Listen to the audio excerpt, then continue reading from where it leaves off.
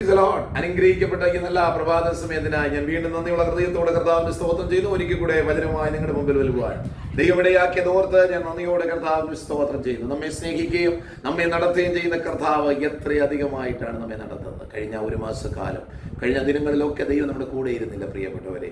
സ്തോത്രം. ദൈവം നമുക്ക് വേണ്ടി ചെയ്ത പ്രവൃത്തികൾ എത്രയോ വലിയതാണ്.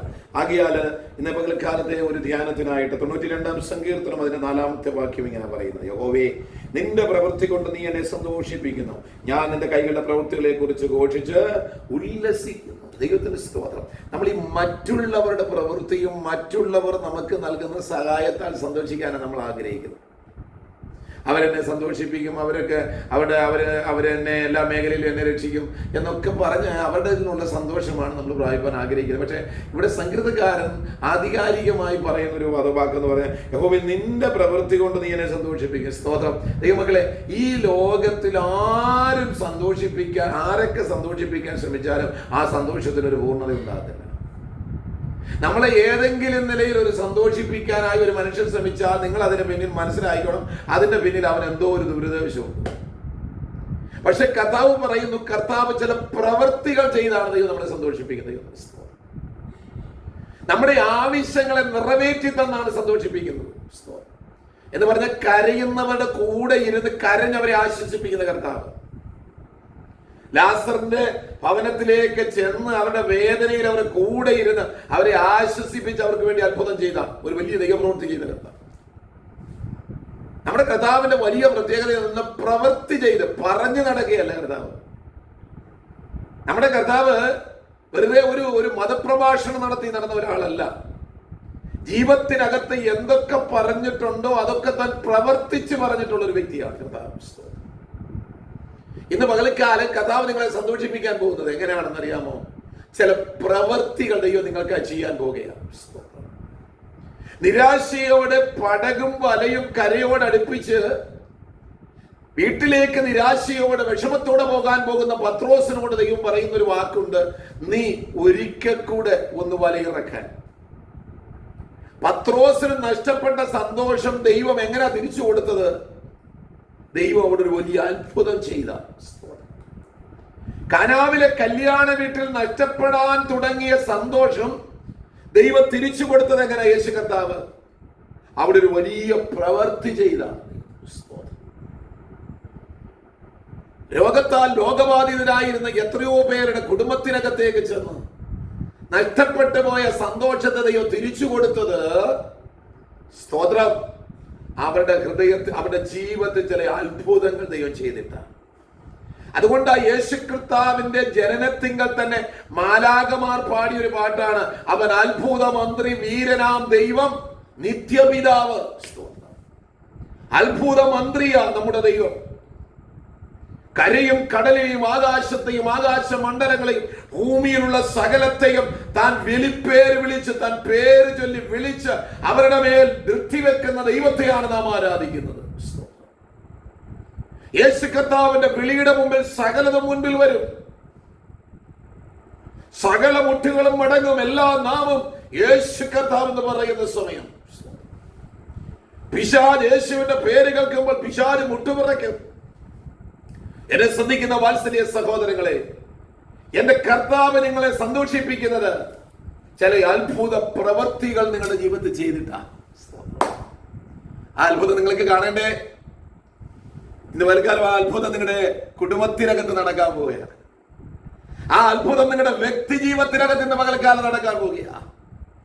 നിങ്ങളുടെ സഭാ പ്രവർത്തനങ്ങൾ, നിങ്ങളുടെ ശുശ്രൂഷയിൽ ദൈവം അത്ഭുതം ചെയ്ത് നിങ്ങളെ സന്തോഷിപ്പിക്കാൻ പോവുകയാണ്. സംഗീതകാരൻ പറയും: ദൈവമേ, നിന്റെ സന്തോഷത്തിന്റെ പരിപൂർണത. ദൈവത്തിന്റെ പക്കലുള്ളത് സന്തോഷമാണ്. ആ സന്തോഷം കർത്താവ് നമ്മുടെ മേൽ ഹാൻഡ് ഓവർ ചെയ്യുന്നത് താൻ പ്രവർത്തിച്ച് കാണിച്ച അത്ഭുതങ്ങളുടെ ദൈവമാണ് നമ്മുടെ ദൈവമെങ്കിൽ ഇന്ന് പകൽക്കാലം ദൈവാത്മാവ് നിങ്ങളോട് വിളിച്ചു പറയാൻ പറയുന്നു: നിങ്ങളുടെ പ്രശ്നങ്ങളിൽ മേൽ ദൈവം ഒരു അത്ഭുതം ചെയ്ത് നിങ്ങൾക്ക് സന്തോഷം നൽകാൻ പോകുകയാണ്. നഷ്ടപ്പെട്ടതിനെ അവ തിരിച്ചു നൽകാൻ പോകുകയാണ്. എന്താണോ നിങ്ങൾക്ക് നഷ്ടപ്പെട്ടത്? നിങ്ങളുടെ മക്കളാണോ? നിങ്ങളുടെ അതേ കുടുംബജീവിതമാണോ? നിങ്ങളുടെ ബിസിനസ് ആണോ? നിങ്ങളുടെ അതേ സമാധാനമാണോ നഷ്ടപ്പെട്ടത്? യേശു കർത്താവ് അതിനെയൊക്കെ തിരിച്ചു നൽകാൻ പോകുകയാണ്. അതേ കർത്താവ് പറയുന്നു, സങ്കീർത്തനക്കാരൻ വിളിച്ചു പറഞ്ഞ വാക്ക്, ദൈവമേ നിന്റെ പ്രവൃത്തികൾ എന്നെ സന്തോഷിപ്പിക്കുന്നു. ഇന്ന് പകൽക്കാലം നമ്മെ സന്തോഷിപ്പിക്കുന്നത് മദ്യമോ മയക്കുമരുന്നോ കഞ്ചാവോ ലോകപ്രകാരമുള്ള ഏതെങ്കിലും ലഹരി വസ്തുക്കളല്ല. അതിനപ്പുറമായി യേശു കർത്താവ് നിന്നെ സന്തോഷിപ്പിക്കും. മകനെ, എന്നെ ശ്രദ്ധിക്കുന്ന വാത്സല്യ സഹോദരങ്ങളെ, ഈ ലോകത്തിലുള്ള ഒരു മ്ലേച്ഛതകളും ഒരു മായാ കാഴ്ചകളും നിങ്ങൾക്ക് സന്തോഷം നൽകത്തില്ല.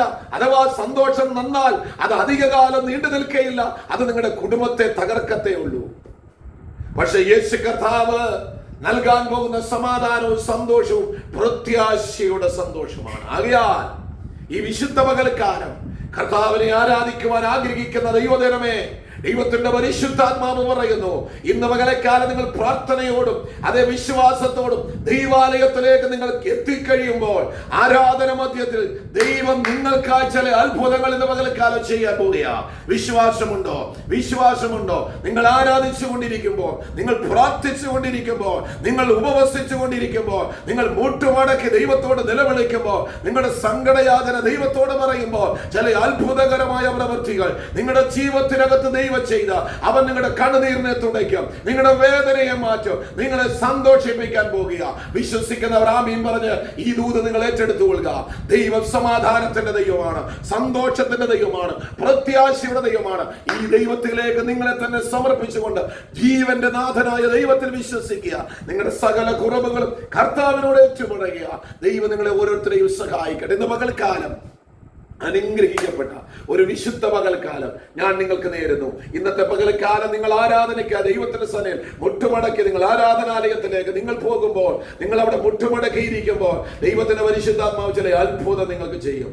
നിങ്ങൾ സങ്കടപ്പെട്ട് ഏത് വിഷയത്തിലാണോ ദൈവാലയത്തിനകത്ത് നിങ്ങൾ കയറിയത്, അല്ലെങ്കിൽ നിങ്ങളുടെ പ്രാർത്ഥനാ മുറിയിൽ നിങ്ങൾ മുട്ടുമടക്കിയത് ഇല്ല, നിങ്ങൾ ഒരു പക്ഷെങ്കിൽ പള്ളിയിൽ പോകാത്തൊരു വ്യക്തിയാണോ, നിങ്ങൾ ഏത് വിഷയത്തിലാണോ ഭാരപ്പെട്ട് ഈ വചനം കേട്ടുകൊണ്ടിരുന്ന നിങ്ങളുടെ വീടിനകത്ത് ആയിരിക്കുന്നത്, നിങ്ങൾ ഓർത്തുകൊള്ളുക, ഈ യേശുവിൽ വിശ്വസിക്കുക. അവൻ അത്ഭുതം പ്രവർത്തിക്കാൻ പോകുന്നു. കാറ്റും കോളും അടക്കി തിരമാലകളെ ശാന്തമാക്കി നിങ്ങളുടെ പടകിനെ യേശു കർത്താവ് എത്തേണ്ടതെത്തിക്കും. കർത്താവ് നിങ്ങളെ സഹായിക്കട്ടെ. ഞാൻ നിങ്ങൾക്ക് വേണ്ടി ഇന്ന് പകൽക്കാലം പ്രാർത്ഥിക്കാം. ഈ വചനം നിങ്ങൾക്ക് ഒരു അനുഗ്രഹമായി തീരട്ടെ. നിങ്ങൾക്ക് എല്ലാവിധ അനുഗ്രഹങ്ങളും ദൈവം നൽകട്ടെ. നിങ്ങളുടെ പ്രാർത്ഥനാ വിഷയങ്ങൾ എന്നെ അറിയിക്കുക. നിങ്ങൾക്ക് വേണ്ടി പ്രാർത്ഥിക്കുന്നതിൽ അതിയായ സന്തോഷമുണ്ട്. 24 മണിക്കൂർ നിങ്ങൾക്ക് വേണ്ടി പ്രവർത്തിക്കുന്ന ഒരു പ്രയർ ബാർ ചർച്ചിലെ ഗ്രൂപ്പ്, ഒരു പ്രയർ സെല്ലുണ്ട്, ഗ്രൂപ്പുണ്ട്. അവർ നിങ്ങൾക്ക് വേണ്ടി എപ്പോഴും പ്രാർത്ഥിക്കും. നിങ്ങളുടെ പ്രാർത്ഥനാ വിഷയങ്ങൾ ഞങ്ങളെ അറിയിക്കുക. ദൈവം നിങ്ങൾക്ക് വേണ്ടി പ്രവർത്തിക്കും. കർത്താവ് വിശ്വസ്തൻ. അവന്റെ പ്രവൃത്തികൾ ഇന്ന് പകൽക്കാലം നിങ്ങളെ സന്തോഷിപ്പിക്കട്ടെ. ഈ വചനങ്ങളാ ദൈവം നിങ്ങളെല്ലാവരെയും അനുഗ്രഹിക്കുമാറാകട്ടെ. ആമേൻ, ആമേൻ.